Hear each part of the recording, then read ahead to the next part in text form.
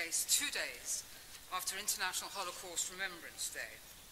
In the 70 years since the liberation of Auschwitz, despite the millions spent on Holocaust education and remembrance, the museums and memorials, the school visits to concentration camps, there is a gap in the memory and the education which needs to be bridged. It is that the desire and the opportunity to murder 6 million people of a different religion, whose presence on his territory the murderer resents, must not arise again. The message Jews took from the Holocaust is that their nationalism is necessary, and it's been a success. Israel is not Saudi Arabia, it is not North Korea, it is not Iran, it is not Pakistan. It is a flourishing and democratic outpost in the desert with an astonishing record, and it is a safe haven, an imperative for existence that can be applied to no other country in the world. Yasser Arafat declared an independent state of Palestine in 1988, and recognition followed from 100 states. The subsequent failure to change anything on the ground demonstrates the truth of the international law on recognition, namely that statehood has to be founded in fact, not in numbers of recognitions. As far as this motion goes, almost every word of it is dubious. There can be no contribution towards a two-state solution, because recognition of Palestine, falsely based, will only make the situation more dangerous. There can be no two-state solution unless Palestine recognizes Israel, which she steadfastly refused to do.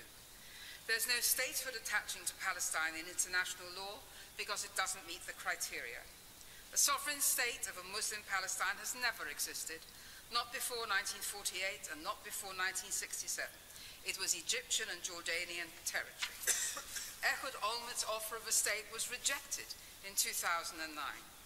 The intention of many of the players in the region has always been the elimination of a Jewish presence in the area, not the establishment of yet one more Muslim state. The problem with Israel is not that it has displaced anyone. The problem, according to its neighbors, is that its population is largely Jewish. The practical result of a premature state of Palestine would simply be to free up the import of arms into the new state, for the takeover of Israel is the aim underlying this move. Why is there no preparation by the Palestinians for statehood?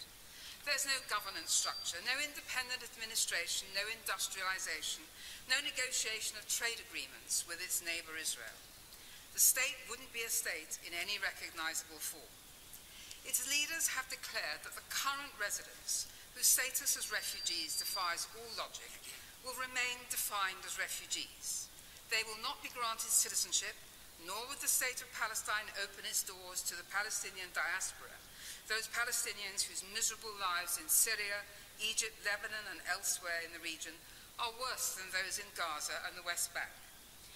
So if a state has no citizens and will not grant them citizenship in defiance of international law, and of course it has also declared that it will be a Judenrein state, unlike the 1.8 million Arab residents of Israel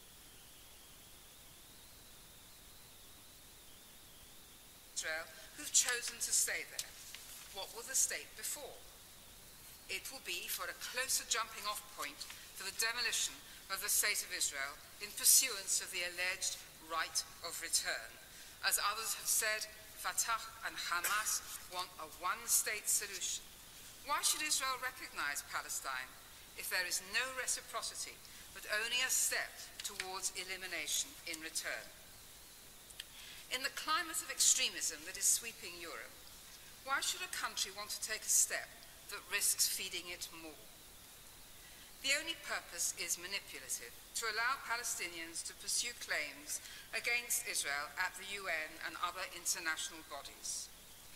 In the face of what is happening in Europe, what agenda do the proponents serve? Would it not be a good idea to examine the excesses of this position and turn to state building on the ground as an alternative? Israel's antagonists often accuse her of apartheid. In the worst times of genuine apartheid in South Africa, Mandela was planning his future independent country's constitution, educating its leaders, preaching peace and not vengeance, acting as a statement. In the early days of Zionism, before statehood, the Jewish residents of what was to be Israel prepared their governance structure, set up the organs of a state, created universities, made the desert bloom, prepared a legal system, free press, trade unions, hospitals, and charities. None of this is present in the Palestinian leadership. Nothing is ready. It is not a state under international law, but I have no time to describe that. The worst element, of course, is that the residents will not be citizens, but will be regarded as refugees whose aim is to return to a different state, Israel, rather than establishing citizenship in their own state. And the new state will be wholly dependent on international funds. To recognize it now by the General Assembly, for example, would simply send the message to every other non-state entity in the world, such as the Basque country, Northern Cyprus, the Kurds, my lords, even Scotland, to bypass normal laws and claim to be a state.